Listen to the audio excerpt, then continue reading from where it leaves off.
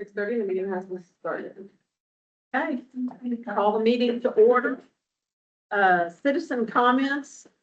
We don't have any tonight, so we'll move on to agenda items. Our first one is to discuss Burke City update. Tara, if you'd like to make introductions. Yes, so today we have some individuals from Audubon, Texas to talk with us today about the Bird City update that we have on here. So I would like to introduce Chloe Crumley. She is the engagement manager for Audubon, Texas, and she's leads the ongoing development and implementation of partnership with Audubon Chapter that work on the Audubon advocacy, priority conservation programs, and community science efforts. And then also we have a resident here, Miss Karen Carpenter, and she is an avid bird watcher, and she also sees many birds across the near Mercer Crossing and the John Burke Nature Preserve, and she has documented more than 150 bird species. So they are both very good proponents for this Bird City update, and so we'll have Miss Chloe Clonley speak with us today about Bird City and learn more about it as well. Great. All right, thank you all so much for having me. I have a brief presentation that I'll go through quickly, and then kind of open up for questions. But before I do that, since I want to make sure I do focus on anything you might have, if you have anything that might come to mind right now, is there any like questions or ideas or something you want to make sure that I touch on that come to mind for anybody right now? Any initial questions that I can make sure I, yes. First of all, thanks for coming. We really appreciate it. Initial questions were, the questions we asked a couple weeks ago when we heard about this was, what other cities like Farmers Branch have adopted this, close by? And what were the benefits from them doing that? And also, if we did do this, what would be if you use the word burden, but what would be the requirements of doing that would be put on our staff? Yeah, So absolutely. those are the three questions that came to mind. Okay, perfect. So other cities, potentially also in the proximity, what are the benefits of it to the community? And then kind of like, what are the requirements or potential oversight or burden? Okay, perfect. I can do that. All righty, we'll get started. I'm going to go through the slides here. Thank you. Okay, so Bird City. Bird City is a community designation, and the goal of that is really to increase habitat, reduce threats to birds, engage our community, and promote sustainability. So what does that translate is really understanding why Bird City. So the idea is that where birds thrive, people prosper. People, we think, want to help birds to improve their communities, and using kind of ideals for birds and their habitat can help us do that. So Bird City really is the guide that helps our communities across Texas and the country to do so. We see, like in that example, you go from having invasive plants to having native plants. Having an increase of your ecosystem increases the biodiversity, increases your water retention, increases pollinators. So the overall health of your community has now increased. Also, your property value increases.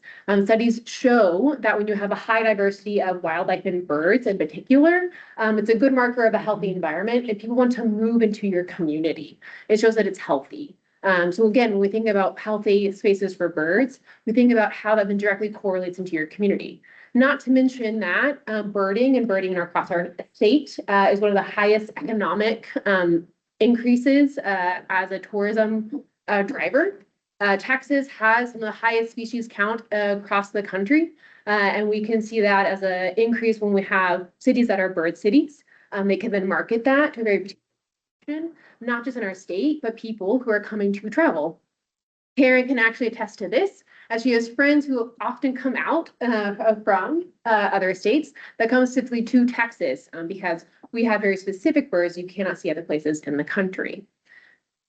So what is it in there for the community beyond the health of the community? Really, it is the building of a having something to really stand behind. We would say that you build community connections, you build new partners you wouldn't have known you had otherwise, and that conversations happen that also wouldn't otherwise.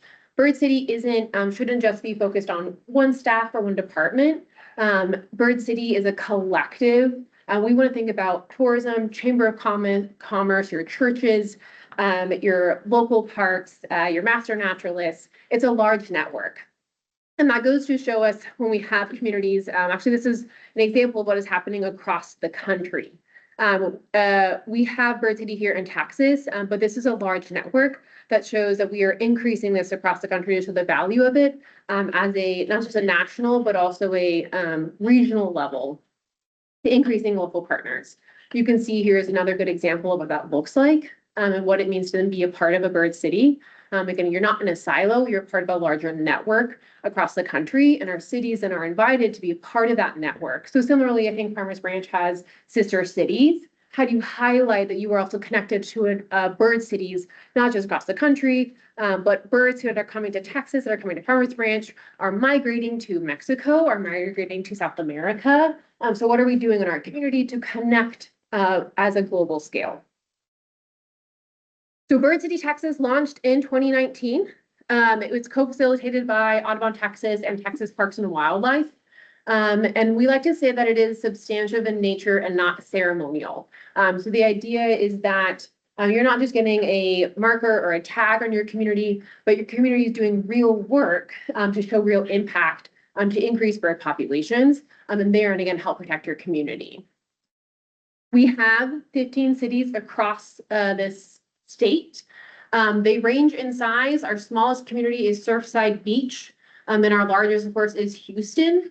In this area, we have Denton, Cedar Hill, Dallas, and I think that's all. Louisville is also going for it. Yeah, so this is going for, we have other communities interested. The closest that it might be similar in size would be, I think, Cedar Hill to the area. And Cedar Hill, I think, has also really used this as an opportunity to amplify their community as an outdoor community. They use it to attract new visitors, to attract families, to bring about a space that is healthy for their environment. They really committed to protecting their actually newest library in the community, voted by citizens, has 70% bird-friendly glass. So they really run with it. And that library also has over like 14,000 native plants. And they made this decision collectively as a community because they decided this was important to them and they saw the benefit over the years of being a bird city. So that kind of goes back to the benefits before. As a community, you build as a bird city, you like build this collection of people who really see the value of it. Bastrop is another example, maybe also similar in size. They have done amazing amount of work really amplifying a bird city recognition. They now have like 14-foot tall statues across their city as one of like the monuments for every bird you could see in their area. All of their parks, all their parking lots are named after a bird that you can see in the area. They have a bird festival that brings in a large portion of their hotel tax for the year. So really thinking about how you can amplify this as a way to celebrate your community and make it as a door into conservation, which we all need as a state that needs good water, healthy air, habitat for our expanding urban populations. So this goes back to what the goals and why we have Bird City. We want to make sure we're celebrating our communities, we're educating our people, and understanding that 85% of Texans live in an urban area. We're a big state. We mostly live in really dense populated spaces. So unless we are actively thinking about how we're making those urban spaces more habitat and bird friendly, then we're losing the potential value of what that looks like over many years to come, and how our cities might then no longer prosper in an environmental aspect. So this is just a quick dialogue and example of that. Dripping Springs is in here. They're educating people. We can see Port Aransas protecting habitat and wetlands. We've seen people giving out, they have an Arbor Day tree giveaway. They only give out native trees. Again, you reduce water usage, you reduce pesticide usage, you increase habitat, you help a healthy community, you have a decrease your urban heat island effect. There's so many things that your community gains when you choose to focus on specific actions that benefit you as a bird city. So what does it mean to be a bird city? Focusing on the potential burden. If you click through this, or they might just come up. Okay, great. You're okay. To be a bird city, all of our communities are required to have 19 actions. So you must do at least 19 actions. 10 of those actions are required. We pick them for you. All the cities have to do the same 10. That also is a good metric for us to measure across the state. So we were able to then say, we know that 15 cities across the state have X amount of native plants or have X amount of acres protected. So you must do 19 actions. If you actually go to the next slide, we'll talk about it. I'll go through that, yeah. Just to give you an example, so you have to do these 19 actions. They fit within these 4 categories: habitat, threats to birds, educating your people, and promoting sustainability.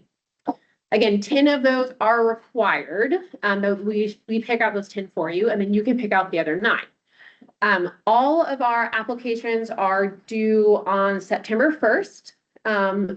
Applications are always open, but we review them on September 1st. Now, these actions, as I mentioned earlier, really we're looking at cities that are doing the work.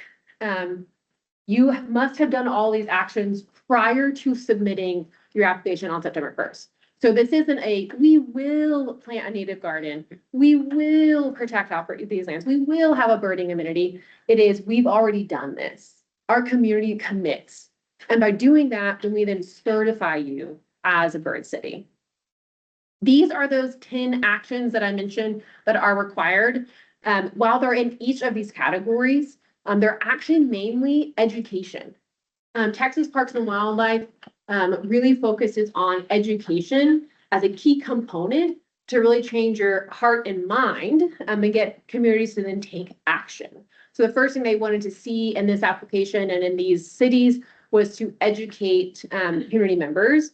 I think, again, a good example of that is Cedar Hill. When people really buy into it and they understand it, then they're better able to act and then promote it later, like having their library and having that as a community voted component of what their citizens wanted. To find a full list, this is just examples of where they are online. I mean, we can just click through this, but if you go online, you can view an action list. We have over 100 actions you can choose from. So there's a wide variety and diversity of what they are. And our actions will tell you, you can also apply for high flyer. Galveston is our only city that's a high flyer. And that means that they have done 27 actions. When you're doing these actions, maybe potentially another request that we have is that cities, you apply the one time, but then you recertify every 3 years.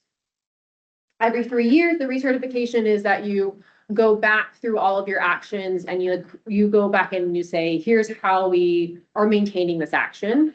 On an annual basis, we just do an annual update, which all of our communities collectively. It's not a heavy lift, because once you're in it, you kind of show that, oh, you've done the work. So now how do we just help you maintain it? And so we have resources for that. So what are our tips? We do have guidelines. You think about it as like a good, better, and best. When our communities are applying, so we have 15 certified communities. I would say, though, over the course of however long we've had Bird City, we've probably had at least 25 cities apply. 15 make it because it takes work. It's substantial. We want you to see that you're actually doing it. And we understand that. Sometimes cities apply the one time, they don't make it, and they never come back. So it's really thinking about the upfront work of just saying, like, yes, we have done this. And I would say some of that just has to do with the fact of, like, you're just having to pull in information. And I'll tell you more about what I think, how to make it less of a burden here in a minute. But these are just some examples about when you're submitting it, think of your application similar to like a grant, right? You want to have enough information where we can understand what you're doing in your community, without it being overloaded or too fluffy. So like an example was this of, if you're telling me that Chinese tallow is bad for the environment, so you remove it, that's not very helpful. We need to know that, the who, what, where, when, why, the how many hours, who are the volunteers, what were the events. And we have examples of like passing and not passing online. But really it's, once you have that information, you put it in there. Ideally, this is something that the communities are already tracking or your partners are tracking. So those are just easy to have a tip. Our third is always just to reach out and because we are available to help you. I'm here today just for this meeting, but we have TBWD staff and ourselves who can come and visit and come walk through this and walk through the application and tour your community and say, this action and this activity go together. Like, let's all map it out and see what you're doing. We can help you do that.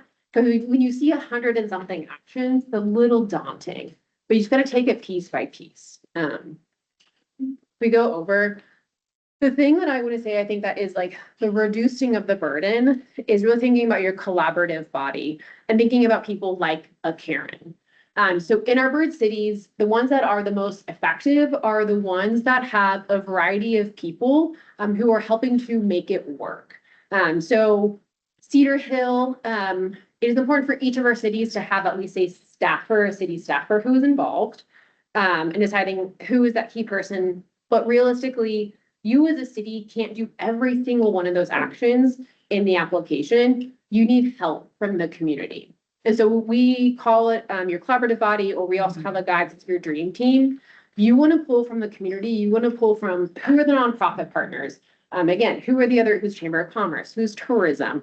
Is there a church group? Are there citizens? You have master naturalists, you have a native plant society. You really got to think about everyone in your space who wants to come together and be a collaborative body. And then those people, you might have a staffer who helps to, we said, like, wrangle the cats, you know, because you need someone to be like, all right, everybody. So then after that, you have people look at that big collaborative list and you say, like, hey, I think y'all do this. Could you fill that answer out for us? Could you fill it out for us and help track it? And they say, yeah, absolutely. And you find someone else and be like, hey, y'all have volunteer hours, right? Like, can y'all fill out what you did for this activity? And then you just go down the list and you help, right, diversify. Many hands make light work. So we've seen the most successful communities are the ones that have a variety of partners who are helping them in it. And it should not just be the city that is pushing it forward. It should be a variety. And that is the least burden. After that, ideally, again, these are all things you were already doing.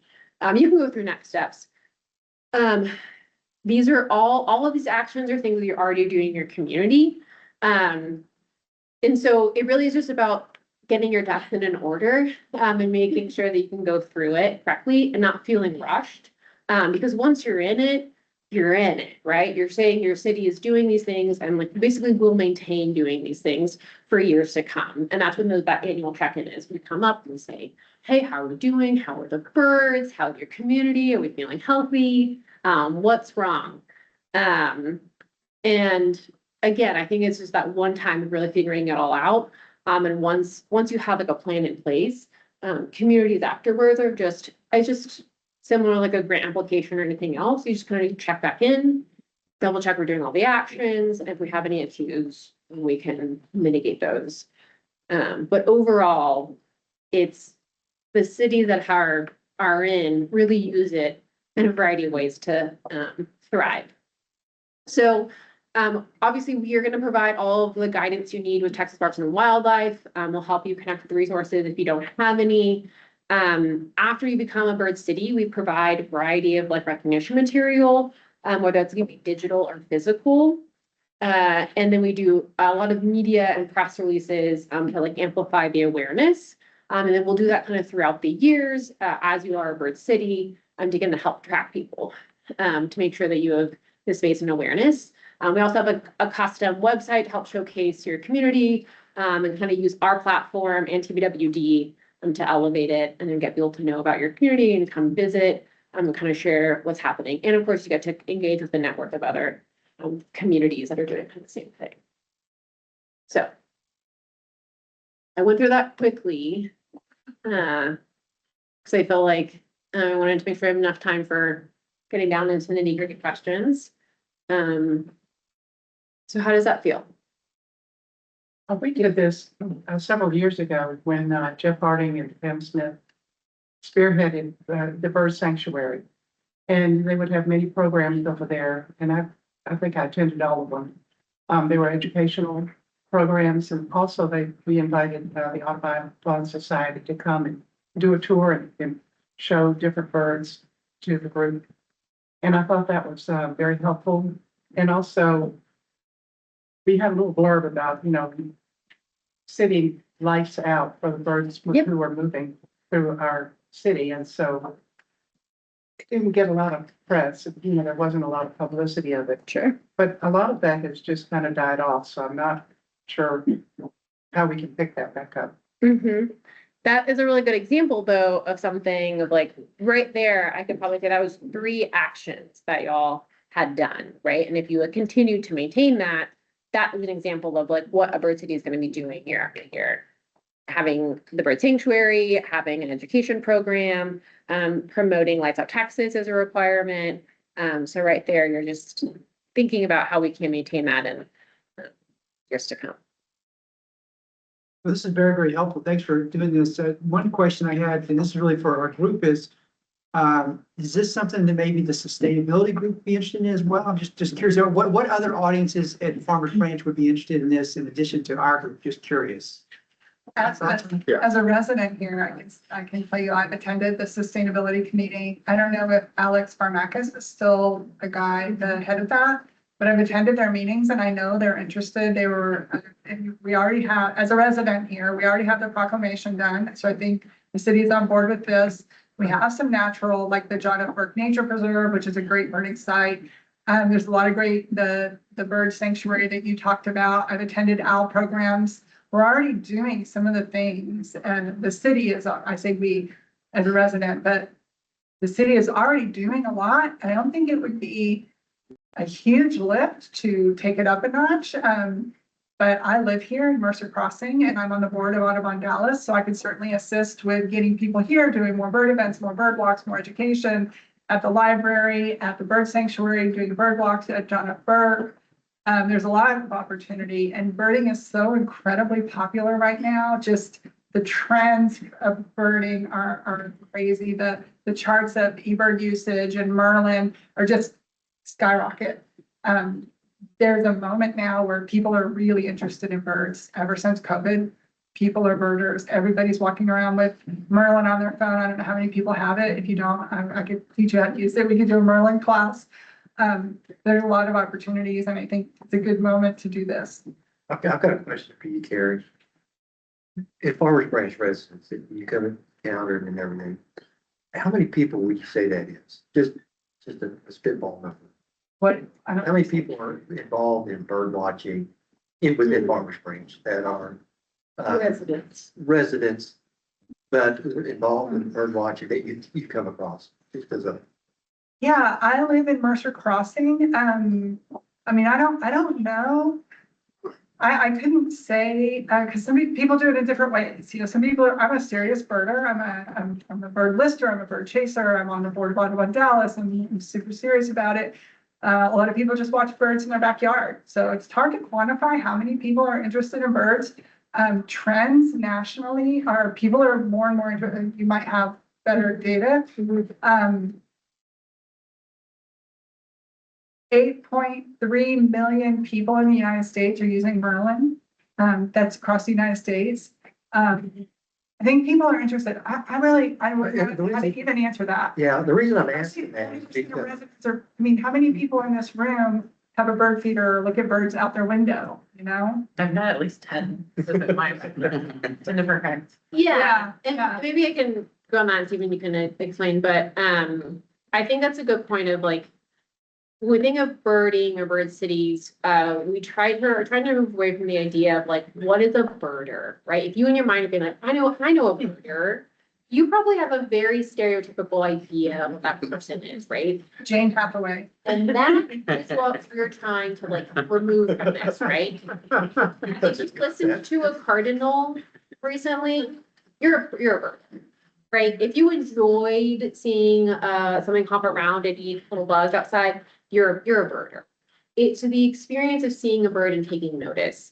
And so anyone can be a birder, and the idea is like, we see birding as a gateway to conservation in our communities. So the idea, again, where birds thrive, people prosper. If we can have educational activities that are family friendly, that get children interested into it, that get our families to have native plant gardens, so we're not using water in Farmers Branch, we start to educate people, then we can overall have a healthier and livelier community, and have a gateway into it, which was just birds, which are the most economically and accessible hobby in the United States. You can be any age, any ability, any socioeconomic background, you could have birds in your space. And so that's what we've seen as a perfect entry point into conservation overall. Well, really what I was trying to get at, and I appreciate your honesty there, Karen, is, I mean, do we have in Farmers Branch 5 very avid that would be volunteers, or do we have 50? I mean, because this is. Say 500. Okay, or more, so or that's, more. and that's kind of what I was looking Every for. time I go as a resident, when I go out to John Burke or to walk around the Rose Garden or to walk around my pond in Mercer Crossing, people are coming up to me, they want to talk about birds. They want to tell me about a bird they saw, ask me about a feeder. My community, I live in the gatherings of Mercer Crossing, the over 55. We have 3 buildings. Most of the people are birders in our building. They look at birds. We watch a red-tailed hawk fly over our building, or the bald eagles fly over the lake. Yeah, it's how you define a birder. The majority of people are interested in birds. Because like I said, this I'd sounds say it's a very, huge population. very volunteer oriented, and it would take a lot of volunteers to do it successfully. And I'm trying to gauge just where is the interest in our residents. to do. And I wouldn't say necessarily, I mean, many of my examples were volunteer or oriented, but I would say, so a lot of the application is that it'll be, many of the actions are, based on what the city can do, and you have to have the city involvement. And then other actions are one that, to lighten the potential burden on the city, for you to outsource to other partners who are doing it, so you don't feel like you have to do it. Like for example, in Austin, the city of Austin is a bird city. But they have an avid birding club, and that birding club helps to put on one of the actions that you can choose to do is to have a festival, have a birding festival. That birding club does the festival. They help to really put it on. They source all the volunteers. So it's not an added action that the city has to do. It's something else where they're like, hey, this is an activity we'd like to do to help us be a bird city. Can someone help take this on? And that's what they do. They get support from the city a little bit. You know, the city helps them, you know, with the permitting of the park, but then that group is one that runs it. So it's kind of like, again, finding the balance. So you're not having only city staff having to do all these actions, but you're trying to outsource some of those actions to say, maybe there's a nonprofit that's already doing some of these actions. You know, maybe there's like a church group. Maybe the tourism council can help. But what are some of these actions in here that you don't have to be doing? Again, some of them you're already doing. A lot of them are going to be like, do you have a Parks and Rec policy on snags, which are dead trees? Like, are you leaving dead trees or are you removing them?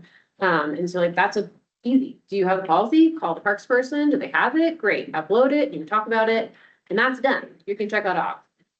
Do you have a demonstration garden of 20 plants? Maybe the city doesn't have that. But actually this, school does, the school down the street does, of this private school, and they do it, and it's actually outside in the public, and we can ask that school, they want to be a part of it, they want to be a partner. So speaking of it in that terms. Brookhaven here has a pollinator garden, and the Texas Master Naturalists work on that, and the North Texas Master Naturalist chapter meets in Farmers Branch. And there's a group of 400 volunteers that are already working on projects. We can just give them projects, and I'm a part of that organization.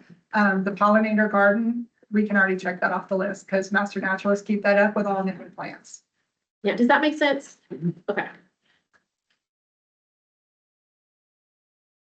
So I have to confess, before this meeting started, my biggest concern was we have a great staff. And when I first heard about this, I thought, man, I hate to use the word burden again. I thought, we're just going to burden the staff. But it sounds like, I want to put words in your mouth, but it sounds like it's really volunteer driven, community driven, and you'd have to have somebody in the city, like be the point person.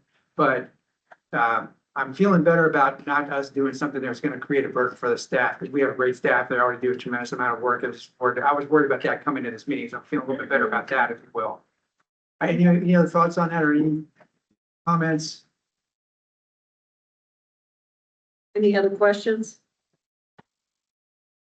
Thank you so much for coming. Yeah. Definitely. Thank you for the time. Appreciate it. Thank you.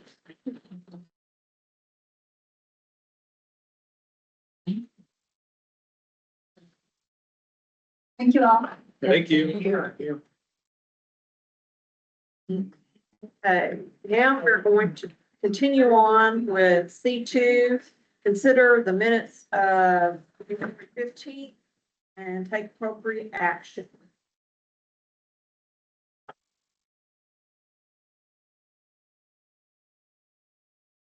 Any comments, questions, changes? I make a motion that we accept them as presented. I'll second it. Okay, Dan first, Stephen second, all in favor? Aye. Anybody opposed? Motion carries. Okay, C3, consider approval of the Squire Park conceptual plan and take appropriate action. Oh, good evening, everyone, and thank you. So you may have received in your packet, the Squire development packet, for the designs that we're proposing thus far. We're gonna review the schematic designs for the Squire Park redevelopment project, which, we want to share the vision, the key drivers that came up with for the concept of these two concept options, and then also get your feedback to kind of know what the next steps would need to be. If that's rearranging the project or, moving it forward to city council. So we're gonna take that time to kind of review and go over this packet.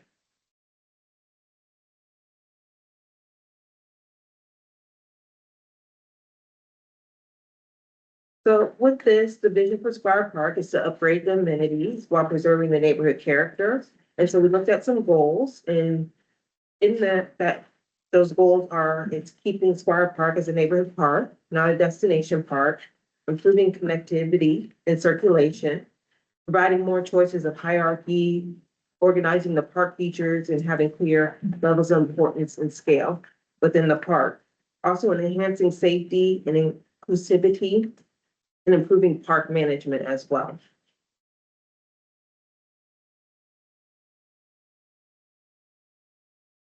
So first, we analyze the park to take inventory of the park and its existing condition.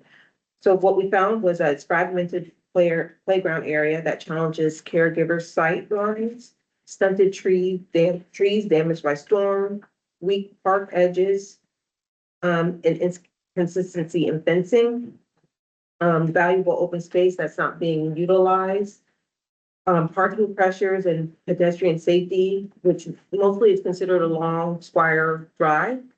Existing basketball court that is valued. A lot of people utilize the basketball court, but has adjacency conflicts as well too. So it's abutted next to the next door neighbor there, so that could sometimes create conflicts as well. Missing trail connectivity within the park, and then opportunities to create stronger connections to the neighborhood, which we see in this park. So we'll go to the first concept, we will go to what was the driving factors to create these two concept plans. So in here, we looked at the physical constraints like tree canopy, density, contextual factors like residential adjacency and operational realities such as maintenance challenges. And from these drivers, we do derive key imperatives. So from there, it's consolidate amenities rather than scatter them. So as you look at the existing conditions, you will see that it's kind of scattered along the park. Organize the program around the climate and canopy of the trees as well. Being able to preserve the trees is very important within that area because you do have some trees that are have been there for a while, but also being able to have an opportunity to introduce some new planting materials in there as well. Use circulation as a spatial framework. So being able to add in more trail connectivity within the park because you do have the space to add more trail in that park. And then prioritize safety and flexibility as well within the park. So with our first concept, it's the minimal impact concept. And this one focuses on minimal impact. So there you would look at that, it would be, you have your existing court, but you would expand the court to allow for basketball and pickleball. Then consolidate multi, age playgrounds as well. And then keep with your existing pavilion, but also maybe introduce a new picnic village shelter. And then, incorporate an 8-foot concrete trail loop that circulates throughout the park. Just kind of meandering between the vegetation and the trees, and then enhancing your buffer along the edge of the park as well, to kind of define that edge boundary of the park, so you understand that it is a distinct park within that neighborhood. What was the thought process of having a, concrete walkway versus the compressed concrete or, the compressed stone like you have at the bird sanctuary? And at the, what was another place where Denton Drive Life was? The Grove. The Grove. The Grove. Yeah, versus concrete versus compressed. Yeah. That, how I understand it, that's just kind of like the materials that we're using at this time right now. I mean, that's something that you can say that's something you would like within the park versus having compressed versus a concrete as well too. Make it more natural. Yeah, and this is too also to collect your feedback about the park, so we understand what you all would like. Thus far, just what we have based these concepts off of was basically, from our public outreach and from, other stakeholders that we have within the city that have provided the input, but then today we can accept your feedback as well to understand, so Are all these, trees, are these new trees that we? a mixture of trees in here, so you will be able to keep some of the existing and there will be some new ones that would be added in. Because the concrete pathway would create a lot of heat and, I think the trees would do better if it wasn't so hot. What would be the long-term maintenance of concrete versus crushed granite or pressed material? Concrete would be a more lasting product. It'd be easier to maintain than the decomposed granite. And I think this design does have a minimal impact in regards to, I think either designs you look at, we will have to adjust, have some of the trees would have to go, but I'd say a majority of the trees in this plan are gonna stay. And then we would add more trees on top of that, so. I'm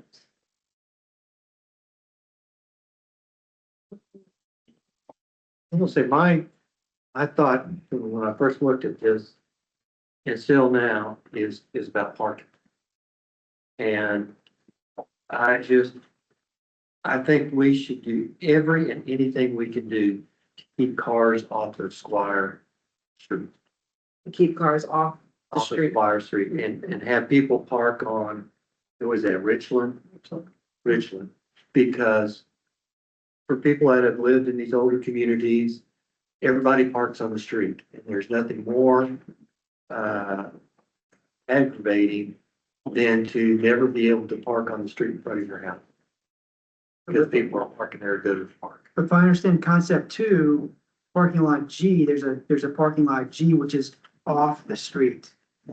Right. So, yeah, Yeah, that's what I like, because, you know, you have that little parking lot that y'all like Richland, and there's really not any homes on Richland And, as much as Squire. and if I understand in concept 2, parking lot N is in Nancy that gives parking off of Richland Avenue, right? Right? yes. Am I understanding that correctly? Yeah, there's parking on in both concepts. Within concept 2, which I have on the screen right now, you have off-street parking and then head-in parking. In concept 1, you would have parallel parking on both sides. So it would be on Richland Avenue and then on Squire Place. So you would have that type of parking. So it shows the different parking, so it's kind of what would be best, I just between the think different two. for the people that own homes along Squire, you know, they'll never get if people park on Squire, they'll never be able to park their cars on their own street. And I think we should What? do everything we can to move parking, whether that's the Internal entrance, to the side. whether that's the entrance to the park, or if it's parking lots or something, whatever, we need to move it where people park along Richland. And so you find, option 2 with the parking, that off-street parking Yeah. is a better option. But also to just everybody keep in mind that you can kind of mix this up, these two concepts together. Look, let me ask Mark, I don't know, basketball courts, who plays on the basketball courts? Is it, do people? That particular neighborhood, there's a lot of kids that after the junior high school, that's just right down the street. They go there and they play basketball, and in that neighborhood there, that's one of the things they really wanted was the basketball court. With the survey that we did and with the park survey where we actually had a deal at the park, that was one of the concerns that they had, that we would get rid of the basketball court and they wanted to keep it. Do we know if they're walking there or driving there to play on the court? I'm sorry, Do we know if they're walking there or driving there? to play on the court? both. They're doing both?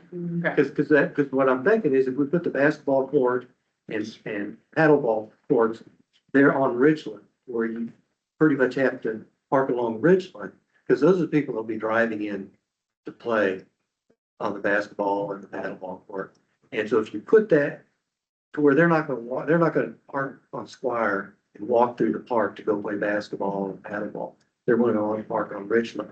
So if we put what people are gonna drive there to along Richland, and I think that would avoid a lot of the parking on Squire. So concept two is better. Well, Yeah. how many It's the park. spaces are there on the two different ones? How many parking spaces? I think on the Richland one, it was gonna be probably about 8 to 10. The drive-in? The drive-in, yes, it was gonna be about 8, The concept possibly two, 10. Yes. Okay, okay, and how many, parallel, like 4? On, If you were to parallel park on Richland right now, you'd probably get maybe 6 cars there if depending, because there is an approach that sits in the center of the park. It's kind of a handicap approach, or where we used to use to drive up into the park. mhm. But as I remember, Mark, there's nothing on the south side of Richland, is there? There's not. There's not, it's a gentleman, that person that lives there, they have like pretty much, it's about 1.5 acres, 2 acres that is of that residence, so they're kind of offset from the park. And then the other gentleman is further to the east, so they have quite a big area there. That street's a lot wider. Yeah. I'm not a proponent, and I shouldn't give an opinion, but on the Squire side, pretty much you would to do any kind of parking on the street, even to move it into the park on the north side to lose park space. I'm just not a big fan of either, because it's already a lot of cars on that street to begin with. So, I mean, you're not gonna alleviate any one way or the other.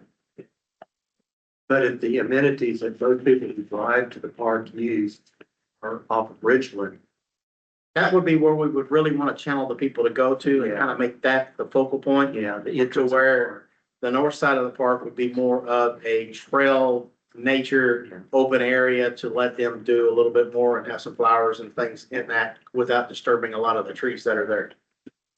I like the parallel on Squire on concept 1, but I like the parking with the court pulled down Yeah. towards Richland. And one of the things that, I don't know if y'all could tell on this, and I hope I didn't step on where you were going, but that way it'll help it out. The area that is on your concept 1, okay? That area there is already kind of an open area. Mhm. We're kind of trying to leave that open in this concept because we still haven't got it back, and it's still up for grabs if there were to do a splash pad, okay? Even if you left that area open, you always can come back in time, put a splash pad or put another playground in that area or a bigger pavilion. It leaves us a little more room to grow the park depending on the funds that are there. So you're talking about leaving this space. It would down be, here and it would be the concept B one. up here on the north. Okay. Because it would allow us the fall, if they were to go with, if someone was to go with the splash pad or it was decided to go with it, it gets it to the grade that where naturally it'll fall to the sewer of where it needs to go that's in the alley. So it puts us up higher. But so in concept two, the B is closer to the basketball court. So that would be more difficult to have the water feature. It's not necessarily, they're all concepts and we're just at the beginning kind of stage of it to where we're trying to get some information from y'all to where this we could still take something off of, say, concept 2 to put on concept Right, 1 or okay. 1 onto 2 to make it a little easier. That makes sense, okay, I like moving the basketball courts yeah, closer out to the street. Towards Rich. Right. Yeah. On concept 2. Concept two. And again, this just as a homeowner who has lived in Farmers Branch next to a park, you know, things like that, ballparks, We like, ball courts. Just- we like your idea because that was kind of what we were liking as well. And that's good because that brings it closer to where we can kind of, And I think it makes it more of a entrance to the park. yes, sir. Because if you've got nice walkways under nice trees to go into the park, around the basketball and everything that's going on there, it just makes it look more like an entrance. So forgive me if I'm jumping ahead here, but when you talk about the dollars between concept one and concept two, I guess I'm just trying to gain a better understanding of the process we're going through here. Where is city council with this? Are they gonna say, oh no, we need to go with concept one because it's, you know, gonna save the city money? Or just where are we in terms of allocating funds for this? I'm not really sure. We have Yeah. basically we have a $1.3 million budget. So what you're looking at is, but these are all, you know, these are really high level costs at this point because we haven't really nailed down an estimate. Yeah. This isn't ready to go to council. No. This is still at your level to be able to make some choices and decisions. The plan would be to probably refine the budget as best we can, close to where we're in budget. And then get two concepts I'd like to take two concepts to council that would be supported by the board. That you both could be behind. I mean, if we get behind one concept, that's fine, but I'd like to see if we could take at least a couple, or at least one, and maybe have, you know, an adjustment if there's some, you know, something that, you know, we can modify or whatever, but I just think being able, and then having that budget pretty refined, close to what dollars that we have available. But this at least gives you all an idea of the costs that we're looking at. Of course, the more concrete you put in, the more trail, that's like, so concept 2 is kind of like everything. You've got a parking lot, you got 2 parking lots, you've got a brand new basketball court. So when you look at some of those infrastructure things, that's big ticket items. I would say, just from a standpoint of a playground, the playground needs to be addressed at this park, and that should be a major focus feature. So that's gonna be a big driver. So you see they've got it on both plans. It's $400,000 to $700,000, depending on what it is we put in there. To me, then we build around that, and then then everything else becomes, because I feel like that, a unified, right now you've got playground pieces all over the park. There's not really and what these concepts do is they kind of create some, you know, a natural flow to the park, which I think is really, really needed. It's kind of, you've all been out there, it's chopped up. We have this here, when, you know, and it's just, so this creates, both concepts, I think, do a good job of creating a flow through the park. And to Stephen's point, and yeah, I think Richland, having that as a good spot for parking and an entryway is good, just because of it is, we've all been out there. Squire is thick with vehicles and traffic, and you know, if you're going to the park to play ball or something, a parking lot close to that active area would probably be a good feature to have. But you know, I think we're all on the right track. I think we really are. I think we've said it previously, that this is a neighborhood park. This is not to be a destination park for the whole city. So I think probably having that court and forcing some of the traffic to Richland would then allow those homeowners on Squire to still have their more typical access, but with updated amenities that they can walk to. Yeah, well, and I don't like the G parking lot in concept 2. I don't know. I think that's Well, and if you have the pull-in parking on concept 2, people will automatically go to that knowing it's there. And if it's full, then they just parallel park on Richland. They're not going to go around to Squire. Correct. Especially given the way the houses across the street are sited. Right. So it sounds like we like concept two, except scratch the parking lot G. Yes. That's Does what I'm that sound, saying. is that kind of That's what I'm captured? saying. Yeah, I agree with I that. agree with I that. just, I mean, it needs to be designed as if Squire Street isn't even there. The good thing, concept two, it looks like it's adding more trees too, Yeah. in concept. two. Well, So where would the playground be? Would it be where near the pavilion and, B, The yellow. B in concept two? The- okay, so, all right, so that'd be, And I don't have a problem with it either place. Yeah. I don't even. And I don't have a problem.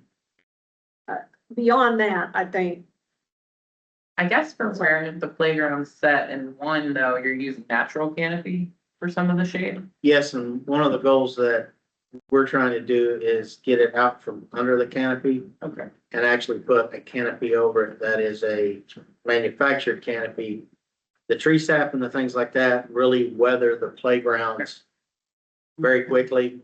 The sap, everything else, and it deteriorates and stains them and doesn't let it live, have a nice natural look to it. It ages them very quickly. So for maintenance, we'd rather have it under the manufactured canopy anyway. Yes. And forgive me, Mark, I'm not trying to put words in your mouth. You didn't say we want to put a splash pad in here, but I thought we put this kibosh on a splash pad a couple of meetings ago. It's not on here right now, There- so I think. No, I know, but I, you mentioned it, I just thought, why are we even talking about a splash pad? I thought we killed that one. And it, I think it's one neighbor. I think That's that the council. changes it from a neighborhood park to a destination. Exactly. Well, I think all we're trying to do is, if one was ever put in somewhere, we have a place that we could put one. yes, if there was a push to, then we would leave this area for that.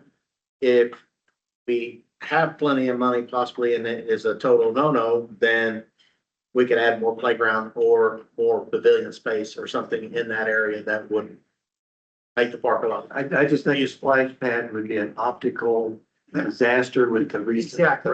rate increase of water. The city has just put on everything, so but what I really don't like about the concept one in that front is that it looks like it's a lot of other parks that we have that are just nothing but the grass.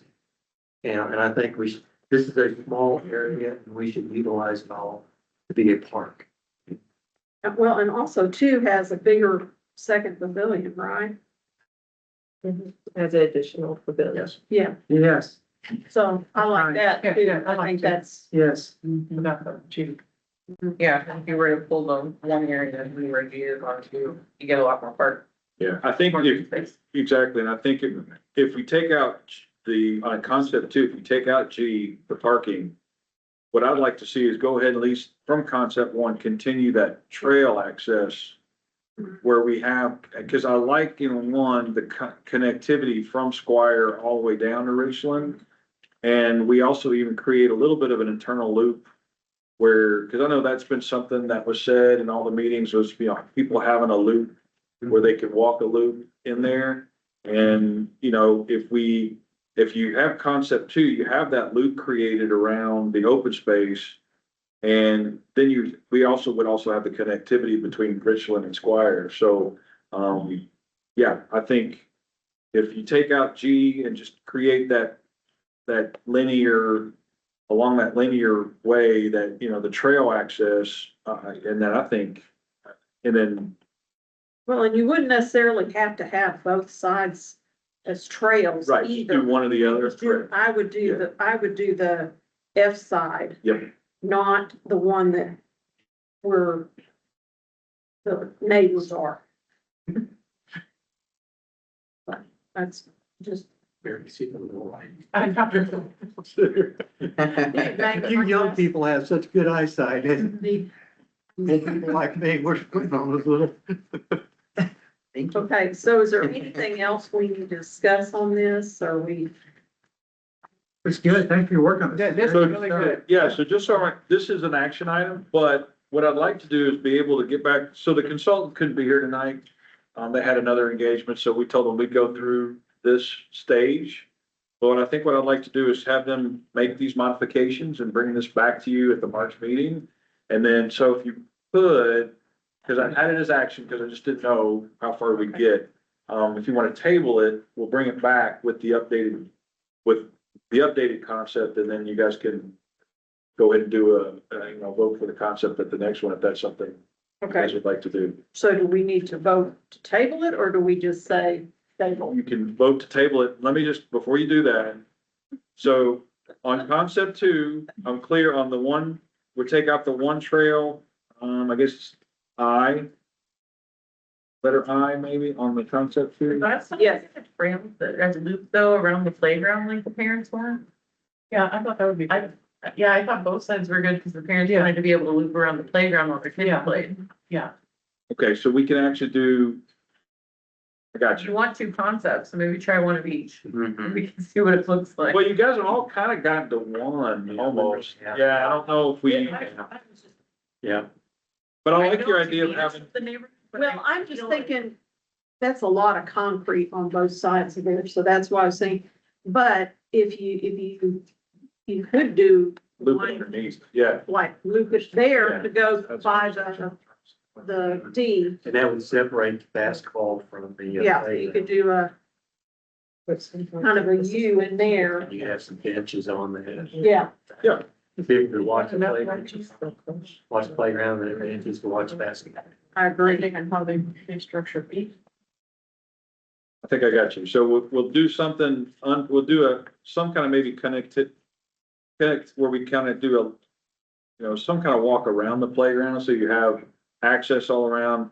Probably have the trail connection be on the, what is that, the west side, Squire where side, F is on squire concept side two? of the Yeah. town. None of the west. Yeah.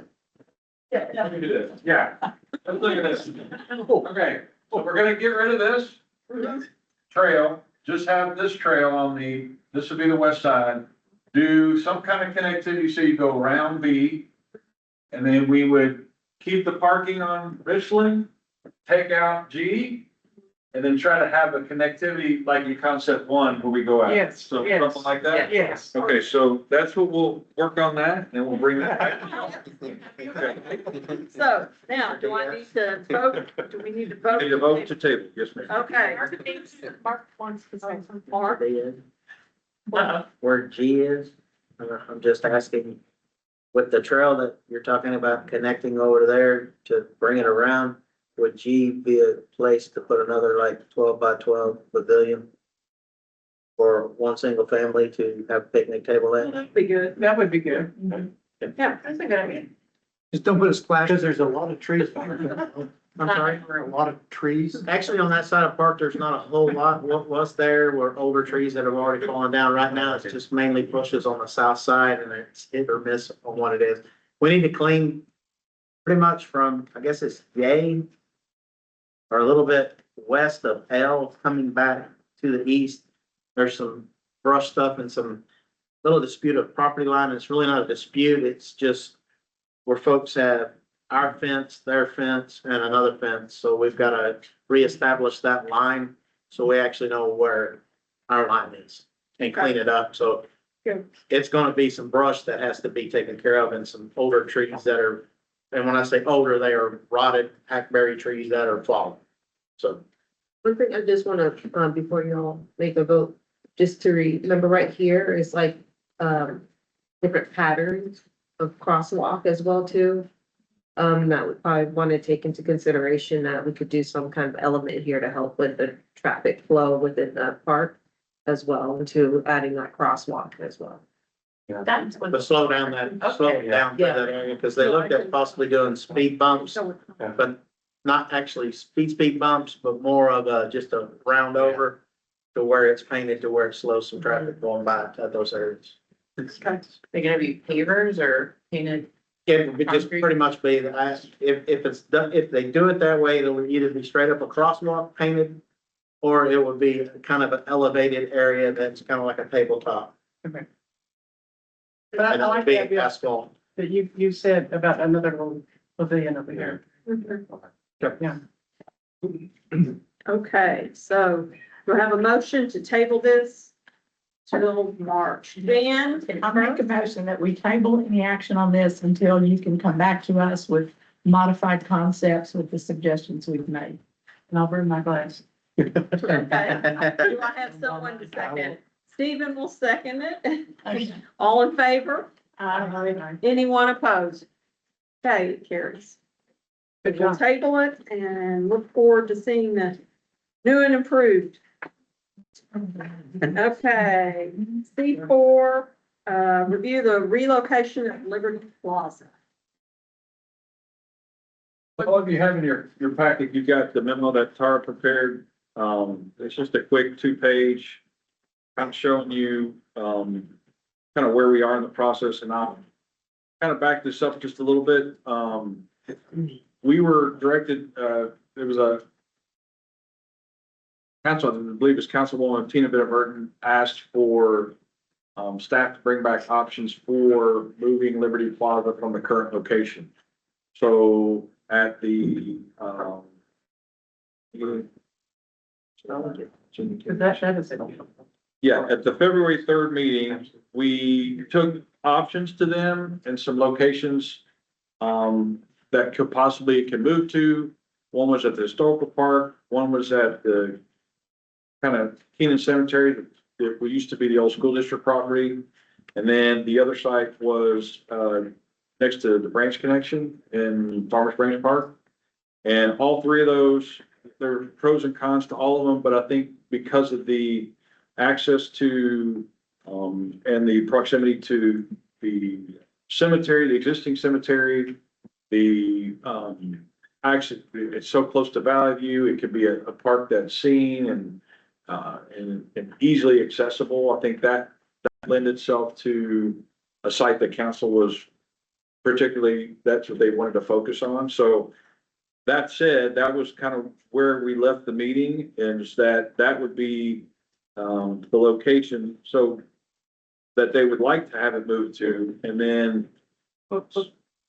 so the next steps, so that's kind of where we are. And so really what I want to do is get you all up to date. The next steps will be for us to kind of like we just did for Squire, get some concepts together, would be that next step to what we would actually do on the project.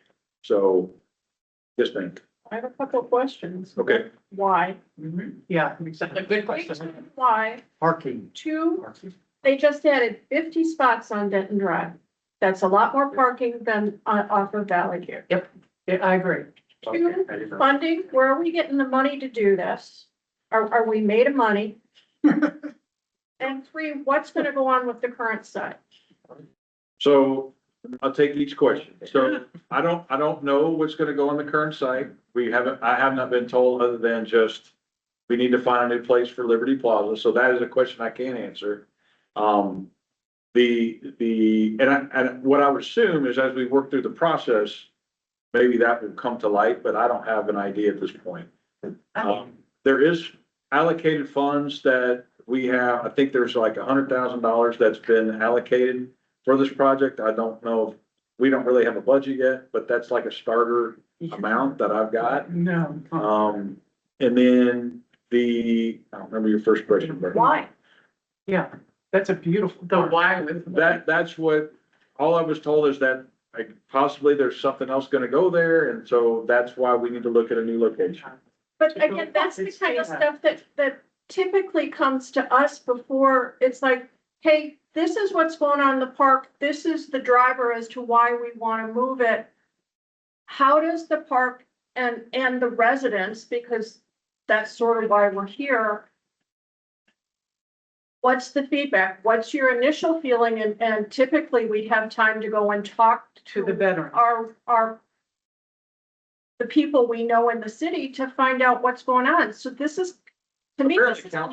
Yeah, and council directed that, and council's made those Oh, comments. no, we know.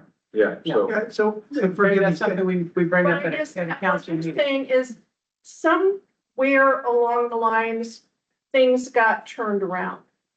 Yeah. The process got turned around. And we used to be sort of on the front end of the load. And now stuff is being handed to us with, well, this is what we're gonna do. It's not directed at you. We It's understand not- it came from the council. sure. yeah, Sure. yeah, Yeah. But over the past year to 18 months. Yeah. this has become more frequent. So, and forgive me, No, once again. you're right. It used to in the past, they would have, the information that would have come to us would have been something like, there's gonna be an issue with that property and it's gonna have to be used differently. What can we do to preserve this? Where can we go? How can we do it? Whatever. And we would then delve into it and make suggestions, and it's flip flopped. So how do we approach the council and and tell them?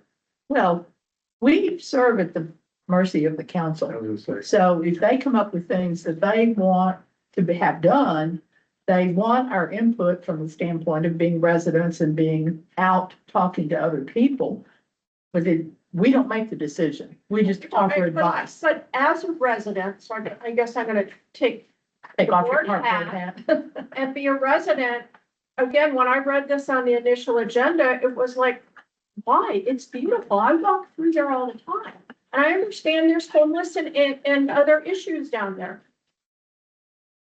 But there's a serenity to it. There's just, even with 35 and the sirens and the whatever, there is just a bit of peace in that corner, which is actually quite fitting And the veterans with really, the veterans and the flag and the full intent And I there. would say, all I can say is that I think things will come to light. I just don't know what those, I don't know what those decisions are. So all I can tell you from my standpoint, This is not yeah, directed and at you. I get it, but all I can say is that, because when Adrian and I talked about it in our chair meeting, I think her concern was just letting the board know kind of where we were in the Yeah. process. oh no, I appreciate that. But I think, as we learn, then I will bring stuff back to the board. And what I would also say is watch council meetings, keep up with that as well, because that's part of this, too. And, like I said, the next steps is to get very similar to the concepts we just saw.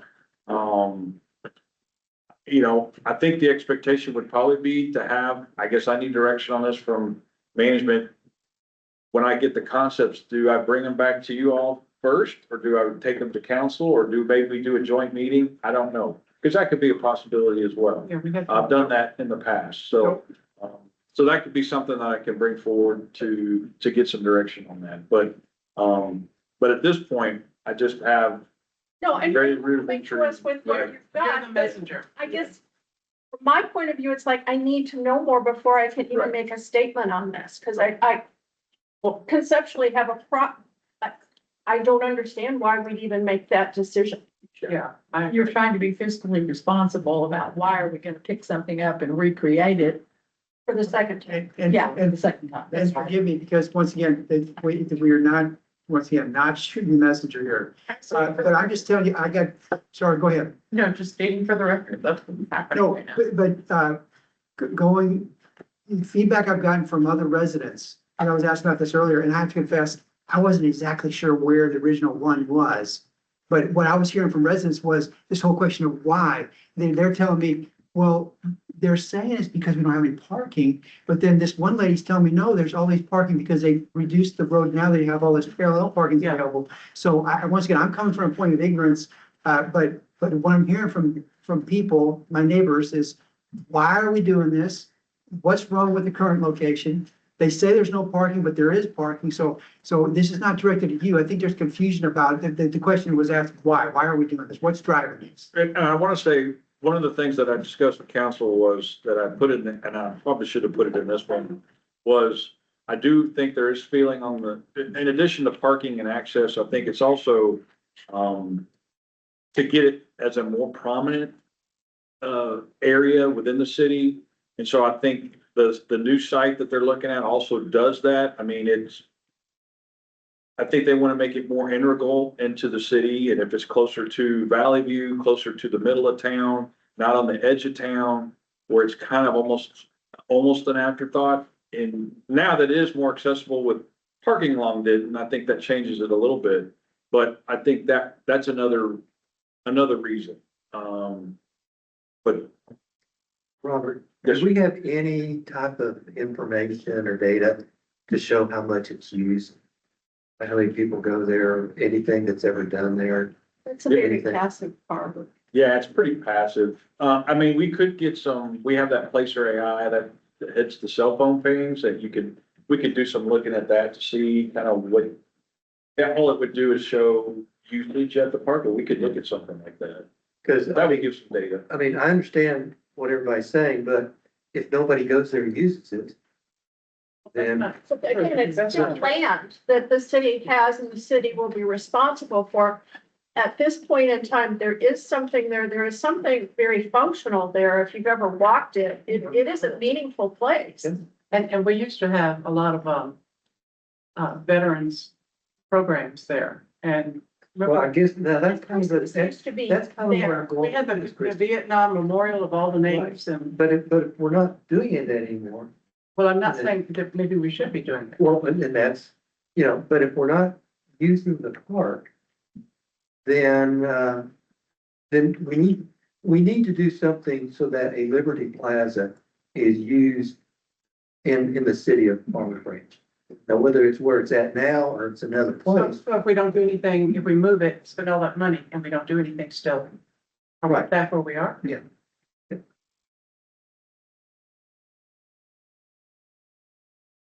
we really don't have any. I don't have an answer. Okay. Again, I think you would have an answer if you understood, you know, by training, I have an MBA, we do the business case and here's the present situation. And then there's something that causes the present situation to change. And we're missing that piece, quite honestly. And I think we'll get more information as the process goes along. That also then the process is going along. And the more you invest into it, the harder it is to change or pull out of a process that has become established. Did they provide a time frame? Oh, yeah, we could do that. We could find that clip of when we discussed it and we could maybe even find the one from, when Councilwoman Tina Van Burton brought it up as a future agenda item. Maybe get some of that verbiage as well, so y'all can kind of see that. And then some of the discussion from when we took this at the last council meeting, or I would just suggest going and watching that, because the video's been posted. And maybe that can give you all a little more insight as to, you know, some of there wasn't, I don't think I'm communicating much why than you would get on that as well, but I think that's something to go check out, and that way you can maybe get some of your questions answered if I'm not. But you know. Which meeting was that? Just The February third, February 3rd. February 3rd council You know, the meeting. date of the November meeting where it was asked to be. I'd have to get that one for you, but I can send that to you all. I guess the frustration kind of venting is the couple of years that we held the Veterans Day ceremony here in the gym. And we had that beautiful Liberty Plaza that would have been Yeah, as we fantastic. used to. And I could never get any traction of anybody wanting to do that. It's like, why do we have this beautiful place It is a if we never use it? Part of it was weather. Well, and There I were get a it. few times it was set to be there. We plan Halloween in the park every year and it gets canceled for weather, but we still plan it. We plan Christmas at the historical park And it every got year. canceled. and it gets canceled sometimes. Things get canceled, but that doesn't mean you don't try to do it. Yeah. And that's my point. That's my frustration, Margaret. Well, the other thing is we could go to your own council person and ask Yeah. them, okay, That's my what's plan. going on? That's my point, yeah. What's the reasoning, stuff like Well- that. So that's probably, you're gonna get the most answers out. Did they happen to say anything yet on They- how they fast they're hoping to do this? No. I'm sorry, Did they say anything on how fast they're hoping to do it? no. And so I don't have any, indication on how quick they want a project to move forward. Yeah, I don't have that yet. Okay, so you'll bring us. Yes, so Information back. I think I can just email you all the date from when it was originally brought up and then and then it was February 3rd meeting, but I can go and maybe let you guys, I can go find where it is on the tape and then that way you can kind of go look for it. I guess one other question on timing, how fast are the conceptual designs coming back? Well, we're just now getting to the contract on it, so it's probably gonna be a little while. I'd say at least a couple months before, 4 to 6 weeks before I have some designs. Is the contract, No, on getting some concepts for the new Liberty. I'm just now getting a design. is that the $100,000? Well, we'll probably use those funds for the design, correct. But I don't have but yeah, it'll be a little while before I have some, good set for designs.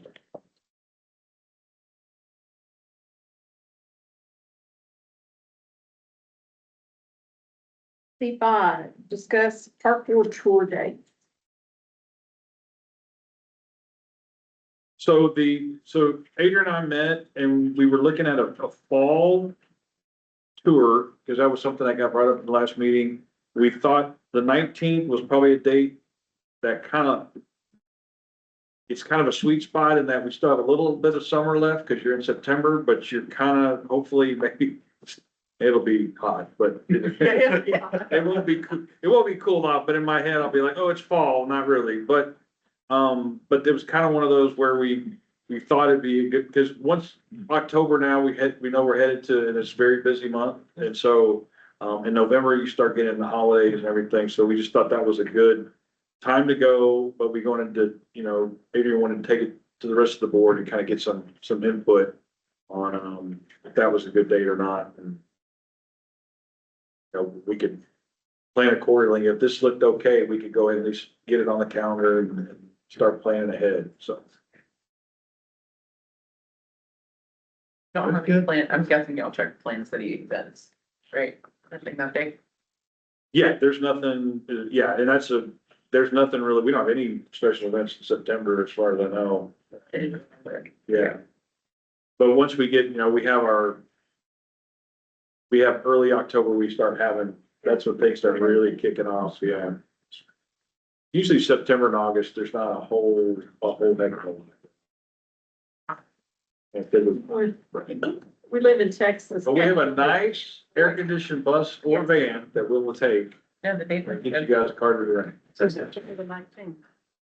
I have a silly question on that, Rob. Yes, I sir. don't know why it popped in my mind when I read that. How do we get around the meeting and having a, So what we do is we would, actually, council's going on a tour on Tuesday next week as part of strategic planning, so they will have they post an agenda. And we'll be taking the bus, so people can actually, if you have people that wanna go, they can get on the bus with council. So it's one of those where we would probably take the bus, we have the larger, big bus. Or take, the van with the support vehicle, I don't know, we haven't figured out the logistics yet, but you post it and just say, or people can follow either way and kind of follow, and what we typically have to do is put. Another part of this would be, and we don't have to decide today, what would you guys all want to see? Probably what I might do is at a future meeting, we can kind of set out, so be thinking about, if there's certain areas you want to go to. Do we want to go to Burke? Do you want to go to, Mercer? Yeah, we could look at that. We could look at Squire, we could look at, some of those areas. So we'll get a list and then kind of logistically do a route and then post that with the agenda and then kind of go from there. And just having done this in years past, it would be wonderful if we could all be on one vehicle because we were in two the last time and we missed a lot of conversation. And at that time, the purpose of it was to look at locations for the dog park and council was with us. So half the people weren't hearing some of that exchange of information or thoughts. So So it sounds like Jess is driving the big bus. Anything for you guys. I wanted to ride on that bus for the. It's what, 40 people that we can get in there? 60 passengers, so. 60. Oh, good. Wow. Yeah. take a nap on the way home? This is council with us. is that, Are you out? I think, is that maneuverable for where we want to go? I can get anywhere you need me to go. Yes. It's very good, Okay. yes. even down Squire with all the. She's a bus driving mama. She can drive the bus. Okay, so we'll move right along to C6 and receive a recreation division update from. First and foremost, Christian board, did everyone get their invites for the boards and commissions? Dennis? Well, the email one, yeah. Okay, so there was a RSVP or a save the date. Did anyone not get that? I came out 2 or 3 months ago, right? Okay, I never you got it. never got it. And then did everyone get the paper invitation mailed to you? The postcard? Yesterday. No. Yesterday. Mine was postmarked Saturday. I looked at it on purpose. I didn't check today. We'll all be there. It's gonna be fun. Thank you. Saturday. And then who stated they did not get it, Adrian? I did not get it as of yesterday. I did not check my mail today because it comes late. My mail was not there today yet. Okay, thank you guys for that feedback. Well, it'll be there when I get home. The next thing I have is, recreation aquatics update. As you guys know, we've been working on reclassifying positions. Having, you know, each of our different divisions had a manager, assistant manager, supervisor, coordinators. And so we reclassified where, there is the rec and aquatics will have one unified manager overseeing the complex. And then it will have 2 supervisors officing out of the rec center, 1 supervisor aquatics, and then with coordinators. And so essentially you don't lose any positions. It's just reclassifying it so that there's only just one general complex manager that oversees the supervisors who oversee the business. And then we basically built reclassify the same structure over at the branch connection as well. And so instead of having a manager, an assistant manager, and a coordinator, you have a coordinator, a supervisor, and then 1 manager. And then, if you guys recall, a couple of years ago when Jeff Fairchild left, we had already reclassified the events division as well. And so it went from 3 positions down to 2. You know, it's a lean staff, but our staff is very competent and very able to perform all of the services at the excellence that the residents expect. And so we will continue to do that. In the interim, I am officing here my Tuesday through Fridays. And then in the evenings when we have council and board meetings, I'll go back to City Hall to connect with the leadership team as well. And so if you guys need anything, feel free to reach out to myself. We have the position posted today. We've notified internal employees if they're interested to please apply for it. We're also opening up from the outside to see what's out there. Looking for, you know, a manager with the aquatics and recreation experience to kind of come in and merge the complex together so it can be one unified division. And that way we're kind of operating on the same capacity. The services and the excellence that we provide here, we also provide there, same supervisor. And so I wanted to just update you all with that job posting. And Ashley's supervisor here. Ashley's supervisor here, Eliana is supervisor here, and Dylan is supervisor next door. So Eliana will oversee the front desk operations at the recreation center and at the aquatic center. And then you have Dylan who will oversee the wet side of aquatics, so the indoor pool and the outdoor farm pond. And then you have Ashley who will oversee all of our youth programs and our community outreach and partnerships and our community events that we have here. Okay. Any other questions? I don't know what it is, but in the realm of what you're talking about. And maybe I missed it earlier. Is Tara's position is someone replacing her position? Trying to figure that out. Oh, okay, I didn't miss it then. Yep. Yep. It's the main thing. Okay. No, it's just. That is funny. Well said. Well said. Okay, moving on to C7, receive the Parks Division update. And you're talking about, I guess, the rose rosette. Yes, we put, information in there on what our protocol is on MO. Do y'all have any questions about it? When, Yeah, I with saw a what lot they're of trimming. doing? I'm sorry? I saw a lot of trimming going on, so they Yes. did a lot of work.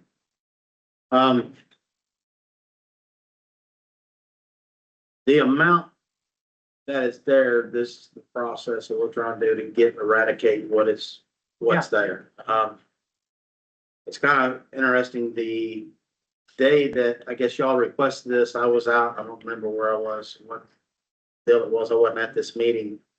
The following 3 weeks after that, I went to a Texas Turfgrass Convention and happened to sit in a class with Texas A&M professor over out of Tarrant County. And this is gonna be, for the city, this is our process that we're doing to try to take care of it. We're gonna start putting in other flowers so that when it does, and as this happens, we at least have something to still have blooms of other variety of plants. That's wonderful. Good. Where are you getting your plant lists and how are you deciding what's going to go in there? We have been working and looking at more and working with sustainability and stuff. We're kind of getting a plant list together for more plants. We went to a sustainability meeting here 2 months ago, a month ago? January. And the plant list that we're trying to go on is more native plants that take less water. We're trying to conserve more water of not having to water our plants, to make the city more responsible, as a lot of the citizens are being more concerned about water rates and things like that, and to try to keep our water rates down. That would be good information just for everybody, I think, to know what those kinds of plants would be.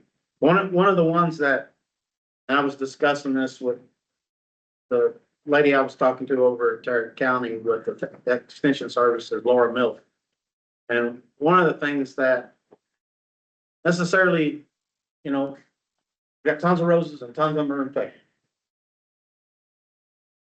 We're removing them, but I still want to give the citizens some big blooms and things like that. And I was discussing with her and I said, there's so many varieties of hardy hibiscus, and I don't know if I told y'all this the last time or not, but I kind of want to spread some hardy hibiscus a lot more in there, just help separate some of this stuff so we have some big blooms and can enjoy it, because there's so many new varieties of that hardy hibiscus, and putting salvia in, and to really separate with some ornamental grasses in there, because this doesn't, eventually when we're able to get some more roses that don't come infected, or as soon as we get infected, that we can separate these aisles instead of aisle after aisle of roses.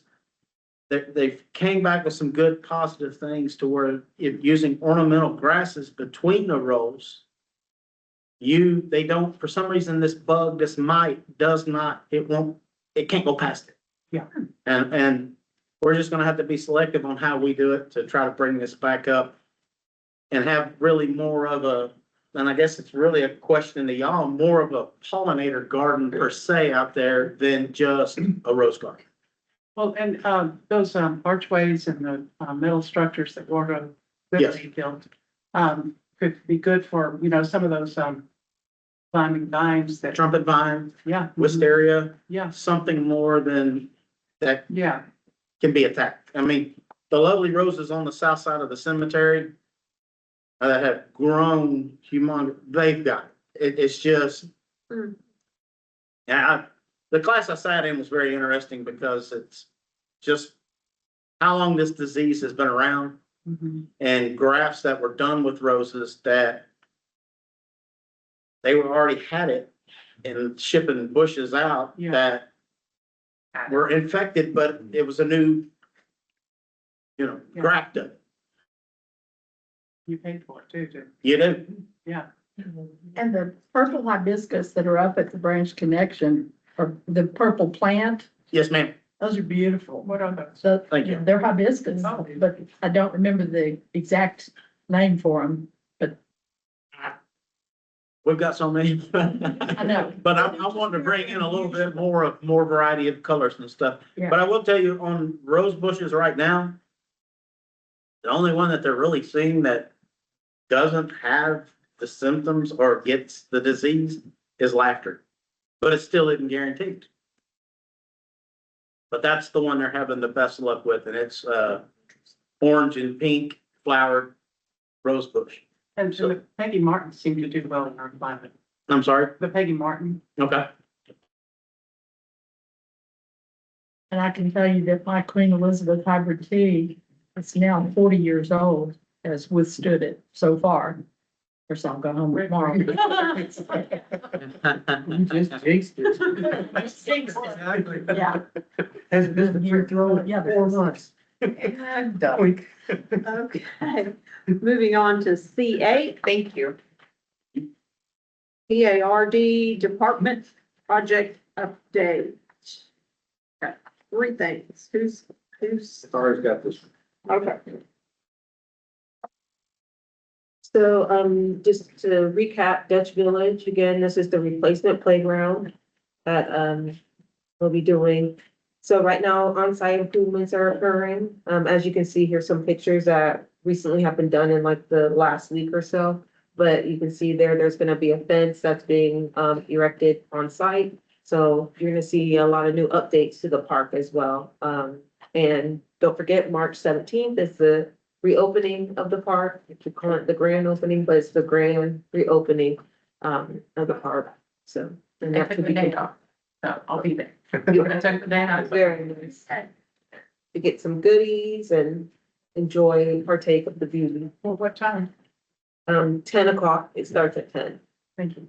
Will we get a kind of reminder email? Yeah. Thing.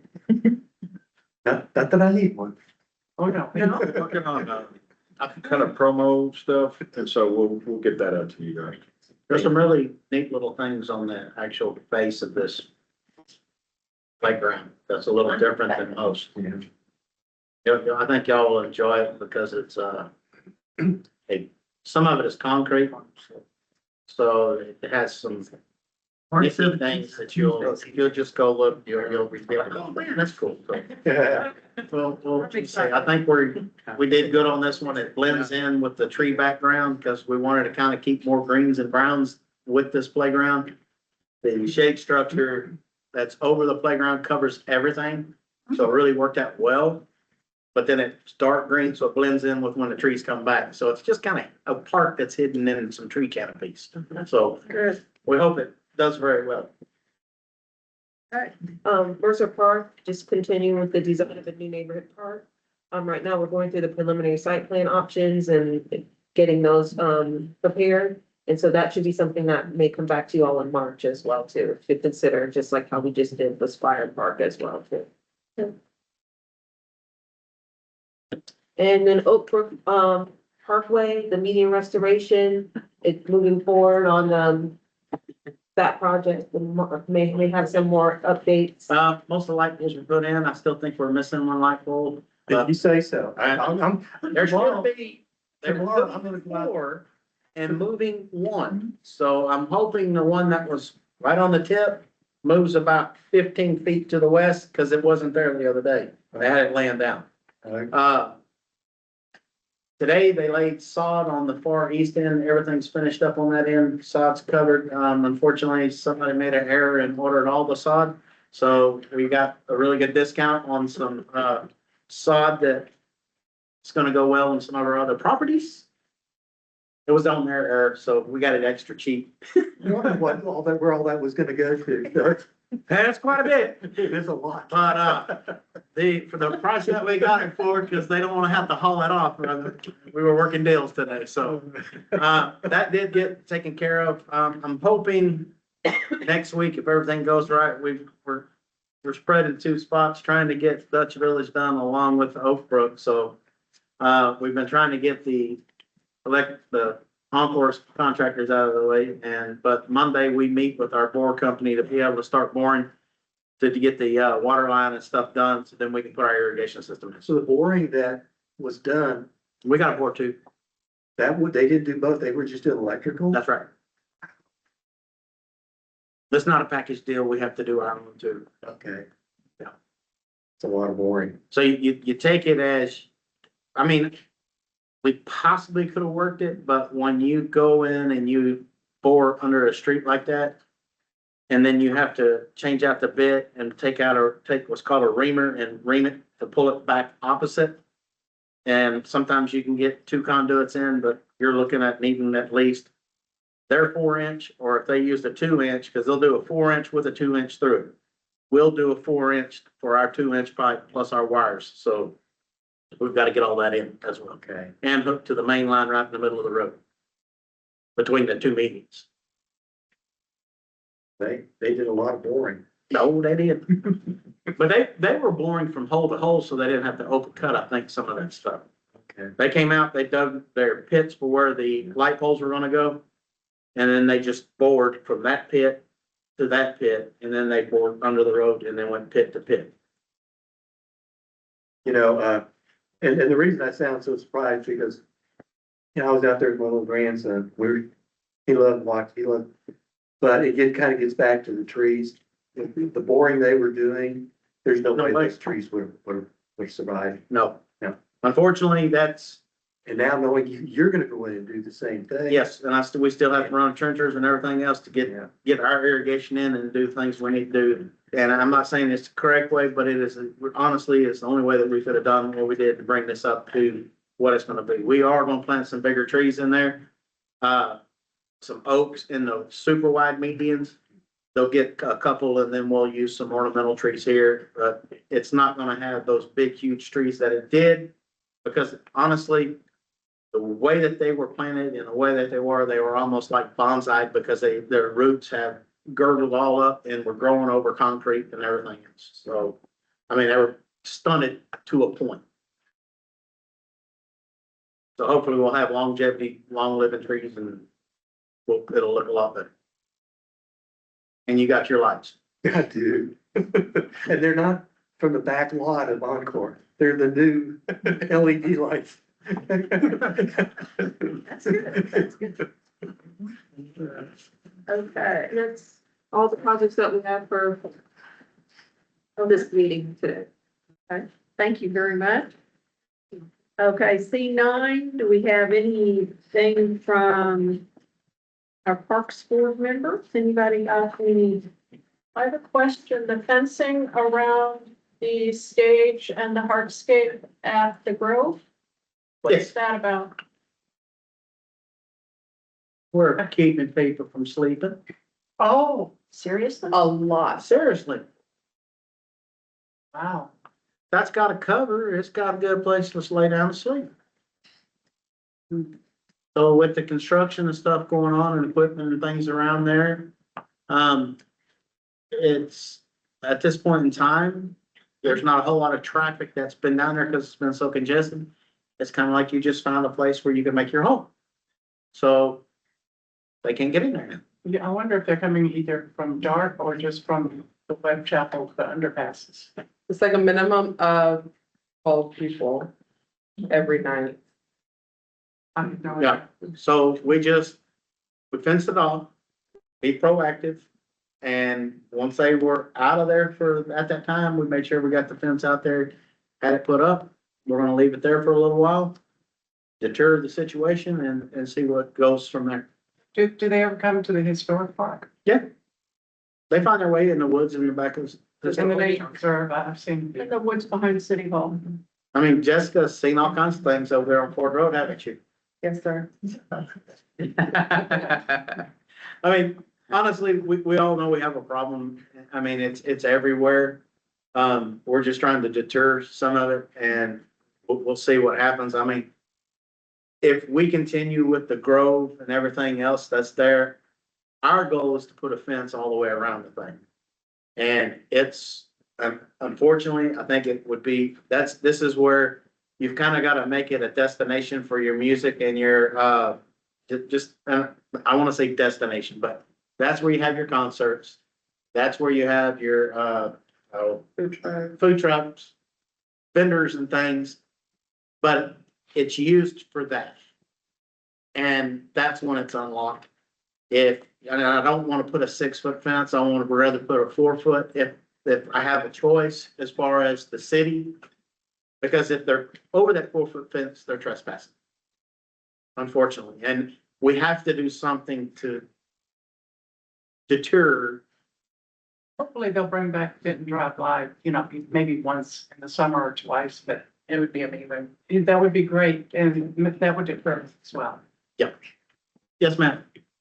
There's the new school that took over the office buildings east of the fire station on Alpha. Yes, Yeah, Preston That Heights. welded wire fencing, that's very minimalistic. yes, they have it's around there. new, I've had the vendor come see me when we put up the deal over here at the, volleyball court. It's kind of what I'd like to see if we do us a pickleball court, kind of put this thing in, because when you're looking at it, it's not as like a chain link fence or a wrought iron fence. It's new view or something like that. It's really nice looking fence. It is very nice. It's no climb is what they consider it. Yeah. Yes, Okay, it's just pricey. is it? Yes, it is. Okay. There's different mills that you can get depending on how big of a eyesight you want through the wire. And a lot of the federal buildings, that's what's around all of them now, because it looks like an invisible fence, but you still see your uprights, but you driving by, it's pleasant to look at, I guess you could say. It's an elegant looking house. Yeah, it comes in black, tan, or galvanized, and, Back to your comment about homeless. My husband observed earlier this week that there was a homeless man barefoot, definitely homeless, not somebody that belonged there, walking Spring Valley and Marsh, crossing, so he was on the southbound Farmers Branch side of Marsh, kind of nuzzle into those bushes, and he thought he saw a second person in there. So there may be somebody, I don't know exactly which set of bushes, it may be slightly south of Spring Valley, but somewhere in there. North Spring Valley is probably referring to, if it's our side, then it would be the west side It's the west side, but of our hedge. taking up to the houses on Tanglewood. Tanglewood peoples. Right. Bushes. So somebody might want to keep an eye out. That's why we trimmed the ones at the rec, here at the rec center too. Uh-huh, Because, yeah, unhoused would always camp out back there. yes. I went to the tea at the Branch Connection and it was very nice. The only thing that somebody needs to do is they need to turn those coffee urns on multiple hours before they want hot water. Well, it was tepid tea. That's a good word, tepid tea. So, but if you don't know that, if you're not experienced with those big urns, it takes several hours for that to heat up, so. And I've got one thing, Jennifer and I were at the events committee meeting. What I would like to just give a big shout out to Jocelyn. She was going over some of the things, like now the city is requiring that anybody that performs at these events, that they have proof of insurance for that specific event. And so it's making it harder and harder to get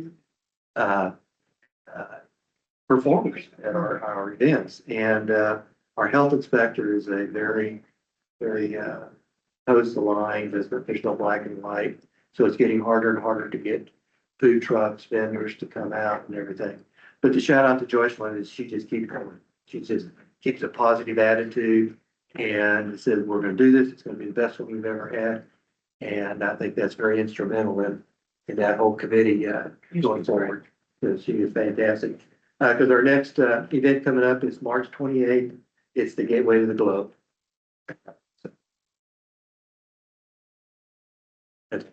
They are going to have a kangaroo. So come, A kangaroo will be a gateway to the globe? Yeah. because they're gonna have animals from Australia. around the world. Where do we get a They won't kangaroo? be out the whole time. They're gonna be switching them in and out. So I think there's also gonna be some others, some other animals Okay. from around the world, as well as the petting zoo. That's 49. 4 to 9. At the historical park. The kangaroo got. Okay. Sound Okay. So on C10, is there anything we need to add beyond what we've already discussed adding? Is there anything else new that we need to add for next month's agenda? I just, in our minutes, we said that we would come back with park audit information in February. And we could maybe do that in March or, Yes, either Okay. March or April, okay, come back with it. all Yep. right. And if it's possible to get, some of the native plant lists from Laura Miller, that would be great, but if not, I understand.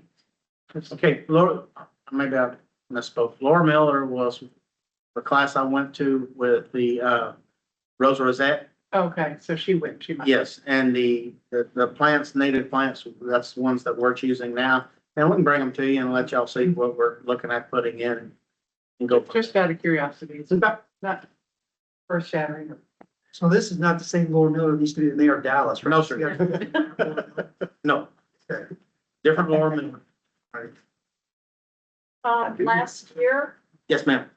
Metrocrest, the small demonstration garden up at Metrocrest, Yes. put in a pollinator garden. Mhm. So you could go, someday when you're bored, you can go to Belpine and Josie and just take a quick look at what it would look in your out. Yeah.